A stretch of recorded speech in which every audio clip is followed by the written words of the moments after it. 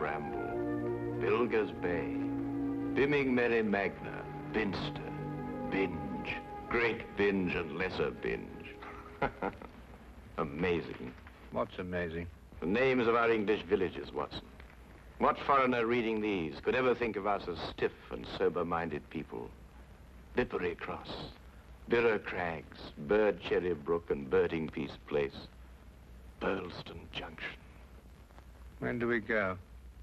Go where? To Burlston Manor, Burlston, Sussex.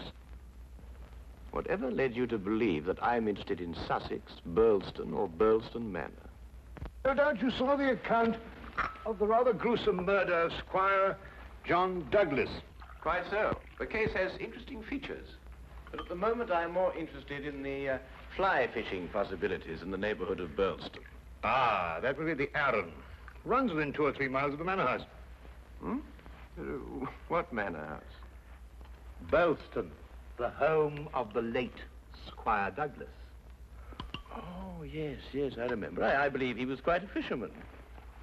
The moat is 40 feet wide. 40 feet wide? Well. Good Lord. He could probably fish from his bedroom window. And when the drawbridge is raised, the place becomes an island.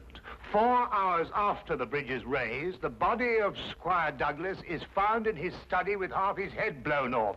That should appeal to you. Fishing seems a safe business by comparison. Do you row a boat? A boat? For fly fishing? Have you ever fished before? Does this look like the equipment of an amateur? Odd word. Which? Equipment. All the fishermen I've ever known talk about their tackle. What do you deduce from that, Holmes? Obvious. Your fishing friends either lack experience or vocabulary. We deep-sea fishermen are in the equipment class. None of your nasty little bundles.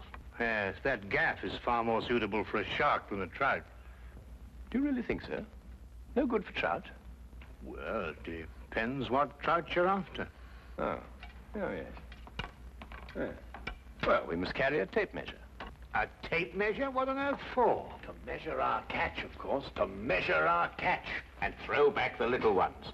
A good rule in life, Watson. Always remember to throw back the little ones. You think our prey will count as a big one or a little one? Well, hardly as big as Squire Douglas lying dead in his castle, surrounded by his moat. Holmes, you've been analyzing this case. Well, you know, I haven't got enough data yet for analysis, really. Do you think it could be an accident? What, with a sawn-off shotgun? And the triggers of both barrels wired together? Murder, eh? Yes, possibly. What do you mean by possibly? Don't sit there, man. That may be opportunity knocking. Oh.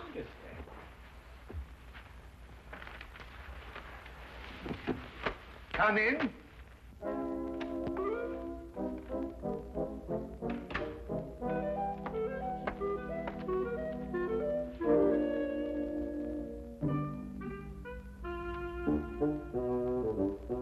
Mr. Sherlock Holmes? The fisherman. Hold on! Oh, come on! Blowing me! No, wow! In there, boy. But it's only a little one. Would you like it, Watson?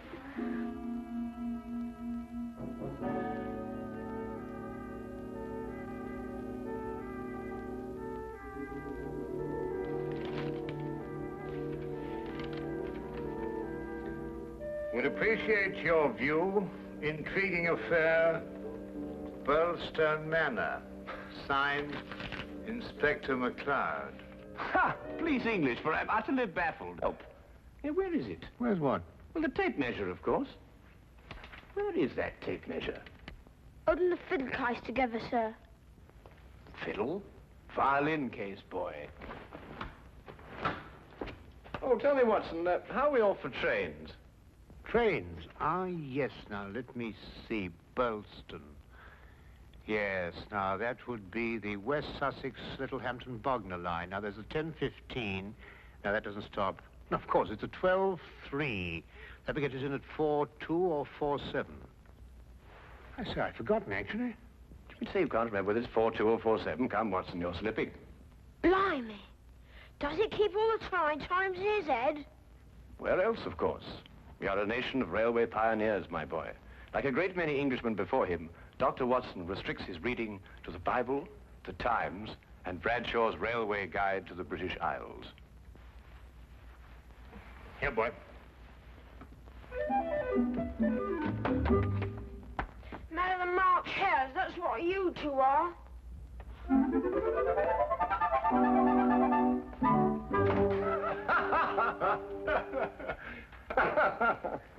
I say, Watson, have you seen my weekend bag anywhere? I suspect it's under the stairs. Mrs. Hudson got very tired of seeing it lying about. Oh, good. Well, that means it hasn't been unpacked anyway. I assume not. Excellent. Then everything is ready. Oh, be a good fellow, would you, and dig out that bag and put it in the cab along with that tackle. Why? Aren't you going to be here? I have a little reading to do. Pick me up at the British Museum Library, say half an hour before the train leaves. Now, look here, Holmes. This is no time to go reading. You missed the train. I cannot vouch for the punctuality of Dr. Watson or the reliability of the company's steam engines, but I, for one, propose to be at Boylston Halt at 4:02 p.m. precisely.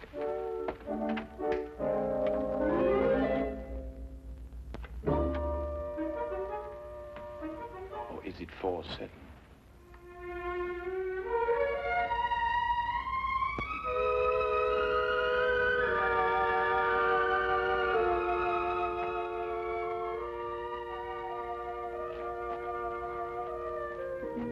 It was a nice piece of work, if I say so myself. The entire story hung on a spider's thread. A spider's thread? Exactly. Huh. Yeah, it sounds interesting, Inspector. Now perhaps you'll start at the beginning. Simply stated, the castle, as you'll see, has a moat. And when it's up, as it was at the time of the murder, it's a sealed fortress. Who was in the castle at the time of the crime? The murdered man's wife, Mrs. Douglas, and a foreign friend, John Morell. Just those two? And the servants, but we've been able to rule them out completely. And from your description of the house, it would have to be one of them. Either Mrs. Douglas, or this friend of hers, Morell, or both of them.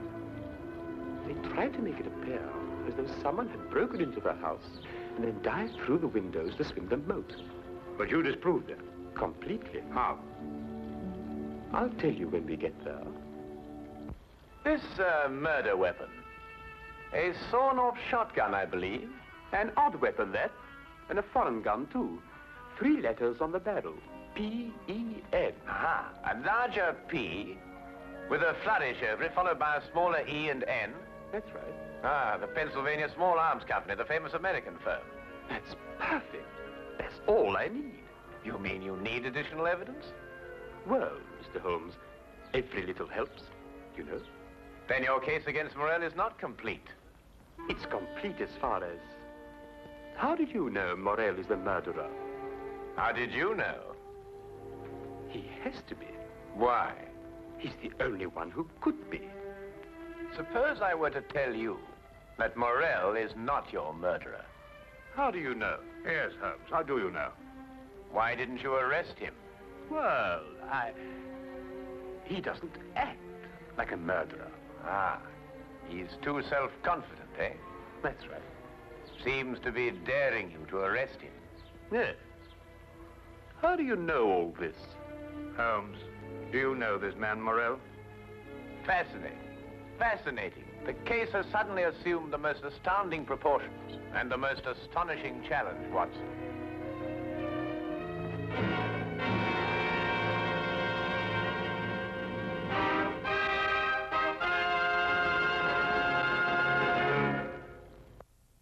Specimen of the period. Yes, it is lovely, isn't it? What did you mean, Mr. Holmes?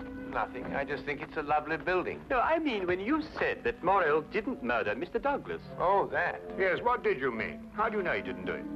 Well, if he didn't do it, she did. You're jumping again, McCloud. You're jumping. But it has to be one or the other. Does it really? What's he talking about? Well, don't you know? No, I don't know. If 2 people are in a sealed house with a murdered man, one of them has to be a murderer. That's common sense. Ah, but is it logical? What do you mean? Is it logical? I don't know, but Holmes says that all the time. I was hoping you might be able to tell me.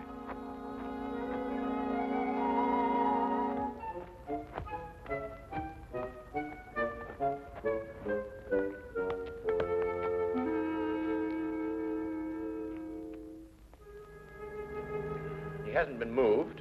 That's just the way we found him last night. Watson? Of course, death was instantaneous. I should say so. The charge was not fired directly into the face, as the newspapers account have it. Uh-huh. I'd say the blast came from below and that the gun was almost vertical. Excellent, Watson, excellent. May I see this shotgun, McLeod? Holmes, look at this. Good Lord. Well, it's a brand like cattle. Well, how old would you say it was? Have you got your glass there? Yes. Thank you. It's very difficult to estimate marking like this, Holmes, but I'd say it's over 15 years. 20. Mr. Morrell?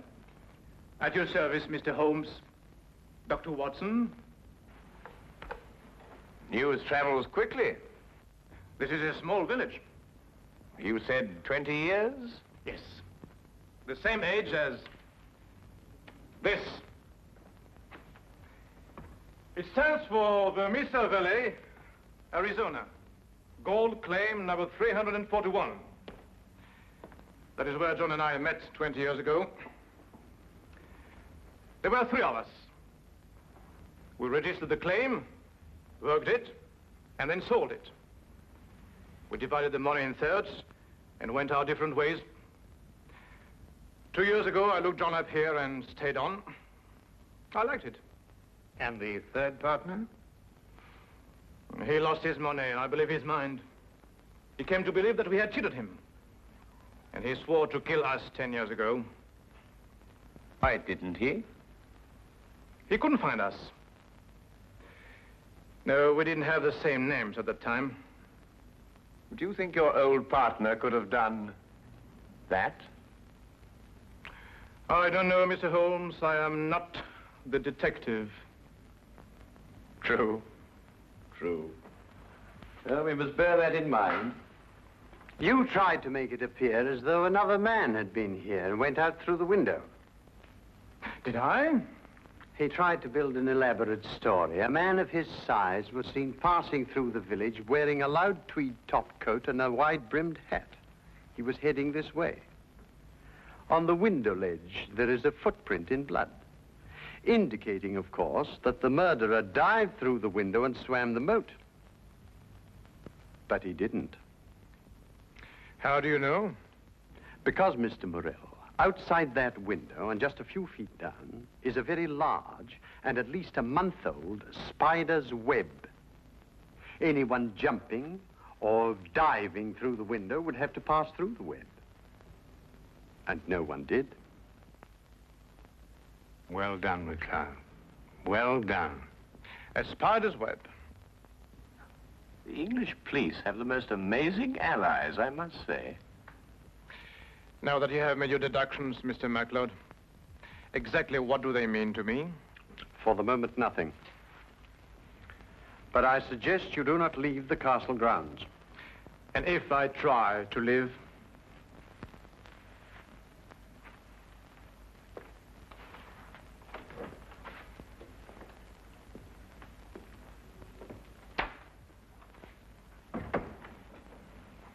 Well done, McLeod. You've certainly got your man. But I'm not rushing in to make any arrest. I'm going to make sure the case is iron cast. Oh, very wise. And what's the motive? Revenge for the Vermis Valley affair? I've got to go a bit careful there, Doctor. If you ask me, it's a case of, cherchez la woman. Oh, what's he? Oh, is he Douglas? Well, you know how these things are, Doctor, between us, men of the world. We know how a situation like this can... Oh, of course. Of course. Of course. Of course. Delicate situation, then. Delicate. Yes, delicate. Might almost be called the case of the other man.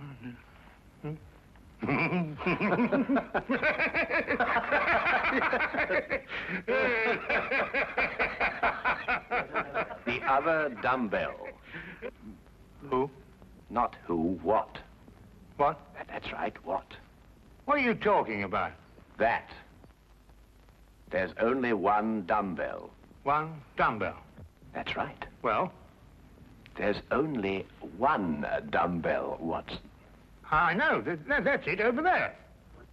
Yes, where's the other one? Well, I don't know. I've only just come here. Do you know where the other one is?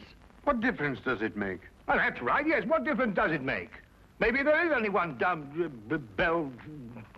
One dumbbell? But they come in twos. Perhaps he only had one. Watson, do you mean to tell me that you can stand there, surrounded by all these athletic trophies, and suggest to me that such a man would only use one dumbbell? Well, what difference does it make? Yes, what difference does it make? Huh. Well, if you two are convinced that you can solve the case with the aid of a convenient spider, I'm going fishing. You're what? Oh, he's going fishing. He's brought his tackle. Why? To catch fish. Then I take it you're satisfied with my analysis of the crime. Find the dumbbell. Hang the dumbbell. You can't hang him until you find him. Who? The man who took the dumbbell.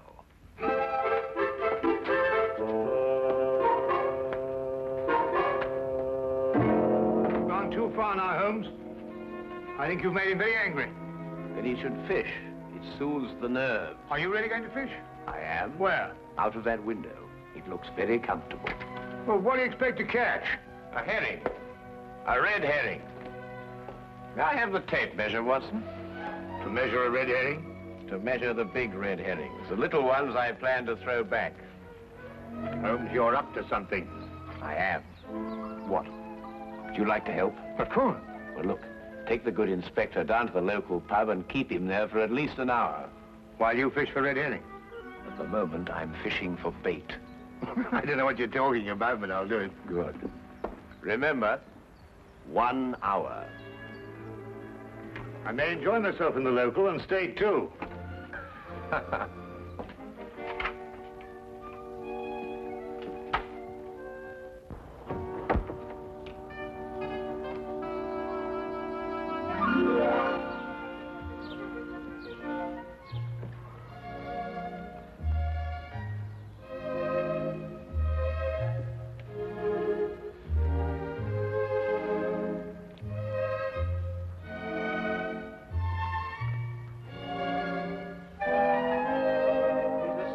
That Holmes. What do you think he's been doing? There's no guessing with him. For all we know, he may really have been fishing. Perhaps we should have given him more time. He's been an hour. That's all he asked for. Yes, that's right enough. Inspector McLeod? Hello, Sergeant. Have you seen Mr. Holmes? I certainly have, sir. What's wrong? You know the staircase in that room? Huh? Mr. Holmes was sliding down them banisters. He was what? That's right, sir. Sliding down the banisters he was. Well, he was probably investigating something. Probably. Well, let's ask him. There must be some reason behind it. Good afternoon, gentlemen.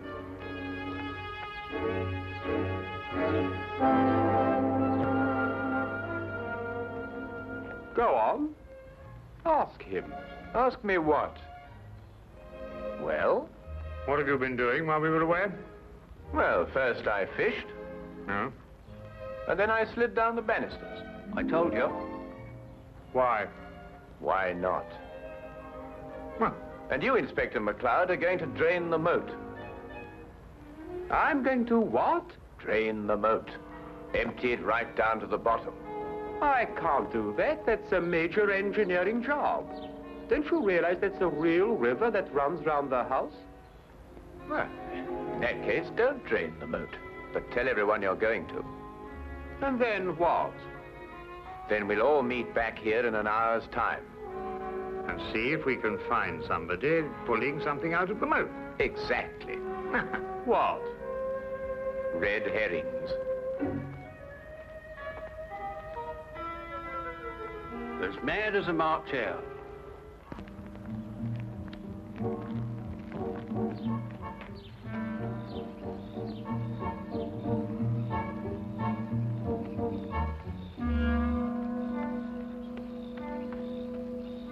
How much longer? Not much. You're certain everyone believes they're going to drain the moat? I don't know who believes it, but everyone knows I said it. Do you think someone will come to the murder room? Someone has been in it for some time. How do you know? The lights are out. Because I left them on. Look. What? That's it, let's go.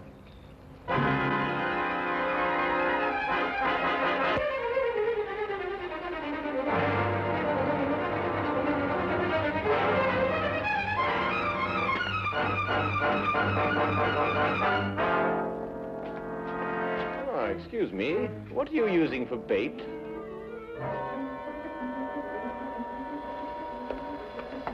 Oh, would you mind holding this?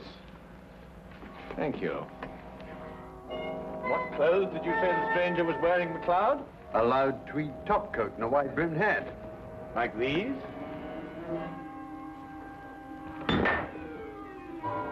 The dumbbell. Holmes, how did you know? When you're working near water, Watson, and a heavy object has disappeared, you may conclude, until you can prove otherwise, that it has been used to prevent some object from rising to the surface. All right, Morell. You're under arrest for the murder of John Douglas. It is my duty to warn you that anything you say may be taken down and used in evidence... No, McLeod. You haven't got it at all. What? This gentleman didn't kill John Douglas because John Douglas isn't dead. He isn't what? Dead. The man whose body you discovered in here is the very man who came back to... No, you're not with me, are you, McLeod? Would you tell him, please? These clothes belong to our third partner. The man who's been searching for you for 10 years. Yes. He found us and arrived here with a shotgun. He and John struggled, and the shot went off. That explains the vertical angle of the blast. In the ensuing struggle, the gun went off. I heard the report and ran down immediately. I timed it from your room. 15 seconds if you run, and 10 seconds if you slide down the banisters. I ran. I thought you would. John was panic-stricken when he saw what he had done. I got the idea to change their identities. But then where is Douglas? With the aid of my tape measure, I was able to ascertain that there is a hollow space behind that wall. I imagine it conceals a passage under the moat. Yes, Mr. Holmes, it does. And John has had a 36-hour head start. We'll stop him. I told him you would. I'll issue orders for the apprehension of Mr. Douglas, and we'll talk about your part in this, sir, in the morning. You have conspired to conceal evidence. I'll still be here in the morning, Inspector.